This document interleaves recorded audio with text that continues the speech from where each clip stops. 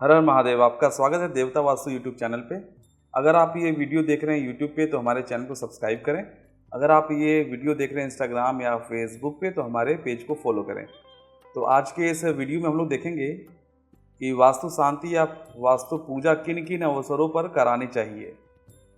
तो ये हमारे शास्त्र इसके बारे में क्या कहते हैं, कब हमें वास्तु पूजा करानी चाहिए, और इसका रेफरेंस हम लोगों ने लिया है इस विश्वकर्म प्रकाशः वास्तुशास्त्रम, जो एक प्रमाणिक ग्रंथ है वास्तुशास्त्र का, इससे हम लोगों ने लिया है। तो इसके प्रथम अध्याय के 18 से लेके 23 श्लोक तक इसमें इसका वर्णन है। तो ये देखिए, ये है।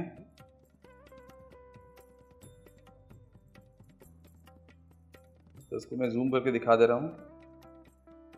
तो ये श्लोक है, ये 5 श्लोक है। इसके माध्यम से बताया गया कि कब कब वास्तु पूजा आपको करानी चाहिए। तो एक बार मैं इस श्लोक को पढ़ता हूँ, फिर इसके अर्थ पे आते हैं हम लोग, फिर जानेंगे। तो वास्तु पूजा के अवसरों का वर्णन। इत्युक्त्वान्तर दधे सद्दो देवो ब्रह्म विदाम्बरः वास्तु पूजाम प्रकुर्वित गृहारंभे प्रवेशने द्वाराभिवर्तने चैव त्रिविधे च प्रवेशने प्रतिवर्षं च यज्ञादौ तथा पुत्रस्य जन्मनि व्रतबंधे विवाहे च तथैव च महोत्सवे जीर्णोद्धारे तथा शल्यन्यासे चैव विशेषतः वज्राग्निदूषिते भग्ने सर्पचण्डालवेष्टिते उलकवासिते सप्तरात्रौ काकादिवासिते मृगादिवासिते रात्रौ गोमार्जाराभिनादिते वारणास्वादिविरुते स्त्रीणां युद्धाभिदूषिते कपोतक गृहवासे मधुनां नीलये तथा अन्यैश्चैव महोत्पातैर्दूषिते शांतिमाचरेत्। इस प्रकार से ये 5 श्लोक हैं। इसका अर्थ मैं आपको बताता हूँ, अब समझेंगे हम लोग इसका अर्थ। ब्रह्मवेताओं में श्रेष्ठ ब्रह्मा जी बोलते हैं कि ब्रह्मवेताओं में जो श्रेष्ठ हैं ब्रह्मा जी, वो बोलते हैं कि गृहारंभ के समय, गृहारंभ जब न्यू खोदा जाता है तो उसको गृहारंभ बोलते हैं। तो गृहारंभ के समय प्रथम पूजा जो होगी वास्तु शांति की वास्तु पूजा उस समय होनी चाहिए। गृह प्रवेश के समय होनी चाहिए। और गृह प्रवेश भी 3 प्रकार के होते हैं, तीनों प्रकार के गृह प्रवेश। 3 प्रकार कौन कौन से हैं? प्रथम है नूतन गृह प्रवेश। गृह प्रवेश में एक चीज़ और बोल दूं, आपने बहुत जगह सुना होगा गृह प्रवेश, लोग शब्द का उच्चारण करते हैं गृह प्रवेश गृह प्रवेश। ग्रह और गृह में बहुत अंतर है, तो इस चीज़ का ध्यान रखें। गृह प्रवेश नहीं होता है, गृह प्रवेश होता है। तो 3 प्रकार के गृह प्रवेश हैं। तो पहला है नूतन गृह प्रवेश, दूसरा है जीर्ण गृह प्रवेश, इसमें जो रेनोवेशन के बाद गृह प्रवेश करते हैं। तीसरा है यात्रा के उपरांत जो गृह प्रवेश आप करते हैं, जैसे ये दिन 7 दिन माने गए, 7 दिन से ज़्यादा आपका घर बंद रहता है, किसी यात्रा में गए हैं, बाहर गए हैं, 7 दिन तक घर बंद है, तब भी वास्तु पूजा वास्तु शांति करनी चाहिए। तो उसे यात्रा के बाद किए हुए गृह प्रवेश को बोलते हैं यात्रोपरांत गृह प्रवेश।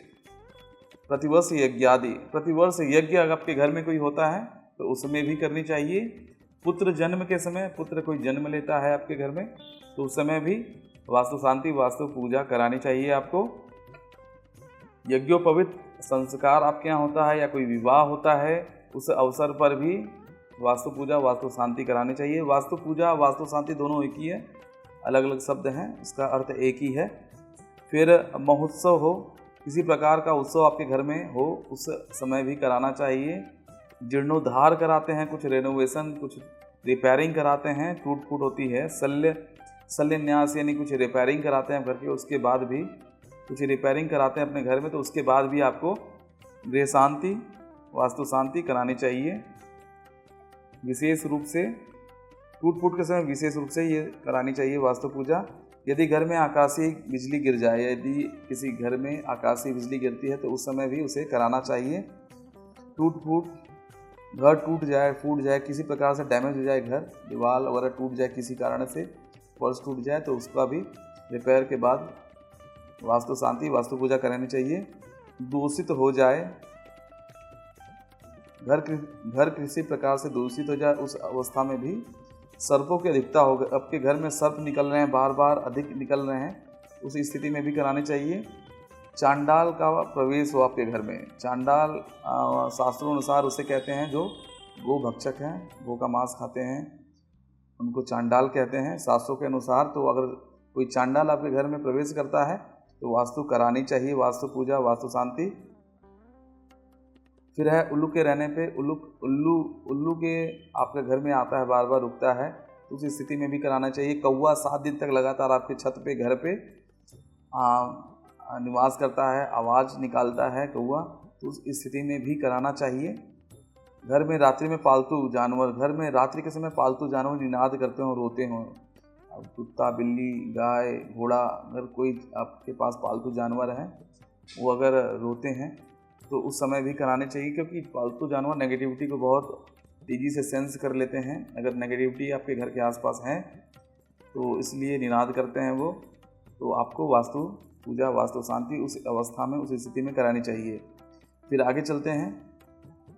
रात्रि में पालतू पशु, ये तो हो गया। सियार के बोलने पे बिल्ली आदि शब्द रात्रि को निकाले। सियार, अगर ऐसा बड़े शहरों में तो नहीं होगा, छोटे गाँवों में, कस्बों में ऐसा होता है कि सियार घूमते हैं रात को, तो सियार की आवाज़ करने में घर के पास आके बोले, बिल्ली रोए घर में या निनाद करे, उस स्थिति में भी वास्तु शांति, वास्तु पूजा करानी चाहिए। हाथी घोड़ा जोर जोर से रात्रि को निनाद करें। और ये इम्पोर्टेंट है, स्त्रियों के कलह, घरों में स्त्रियों का कलह हो, इससे भी वास्तु दोष, बहुत बड़ा वास्तु दोष उत्पन्न होता है। इस स्थिति में भी करानी चाहिए, इसलिए आप प्रयास करिए घर में स्त्रियों का कलह न हो। घर में कबूतरों का वास हो, घर में कबूतर घोंसला बनाता है, रहता है, तो ये अच्छा नहीं है। इसके बाद मधुमक्खियों ने छत्ता बना लिया घर ऑफिस में, तो ये भी अच्छा नहीं है। एक भ्रांति है कि छत्ता लगाना अच्छा होता है मधुमक्खियों का, तो शास्त्रों के अनुसार ऐसा नहीं है। शास्त्रों के अनुसार मधुमक्खी का छत्ता अशुभ है वास्तु के अनुसार, तो उस समय भी वास्तु पूजा करानी चाहिए आपको। फिर इसके बाद अन्य किसी प्रकार से घर आपका दूषित हो जाए, और भी बहुत सारे स्थिति में अगर दूषित होता है घर, तो उस अवस्था में भी, उस स्थिति में भी आपको कराना चाहिए।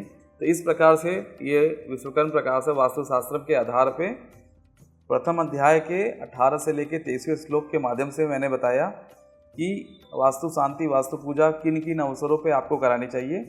कैसा लगा आपको वीडियो, ये कमेंट करके हमें अवश्य बताएं। कोई प्रश्न हो, कोई सुझाव हो तो कमेंट अवश्य करें। अगर आप किसी प्रकार का परामर्श चाहते हैं वास्तु या न्यूमरोलॉजी से संबंधित, तो नीचे दिए गए व्हाट्सएप नंबर पर आप हमें संपर्क कर सकते हैं। इस वीडियो को अधिक से अधिक लोगों तक भेजें, शेयर करें, परिवारजनों, मित्रों में शेयर करें। वीडियो देखने के लिए आपका बहुत बहुत धन्यवाद। महादेव आप सभी पे कृपा बनाए रखें। मिलते हैं आने वाले वीडियो में। हर हर महादेव, हर हर महादेव।